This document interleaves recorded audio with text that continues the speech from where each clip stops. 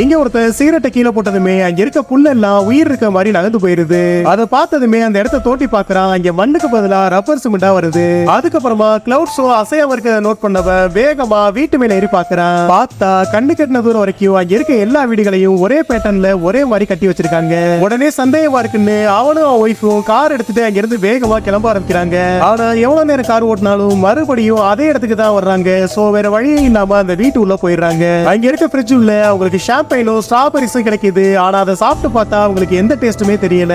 அடுத்த நாள் அவங்க கண் முழிச்சதுமே அங்க இருந்து தப்பிக்கிறதுக்காக சூரியனை பார்த்து போகலான்னு முடிவு பண்றாங்க. ஆனா சூரியனே மறைஞ்சிருது. அவங்களால வெளியில போற வழியை கண்டுபிடிக்கவே முடியல. அப்ப அங்க இருக்க ஒரு வீட்டுல லைட் எரியதை பார்த்தவங்க வேகமா உள்ள போய் பாக்குறாங்க. பார்த்தா மறுபடியும் அதே வீட்டுல தான் வந்து நிக்கிறாங்க. ஆக்சுவலி அவங்க ரெண்டு பேரும் கம்மியான விலைக்கு வீடு கிடைக்குதுன்னு ஒரு ஸ்ட்ரேஞ்சான இடத்துக்கு போயிருப்பாங்க.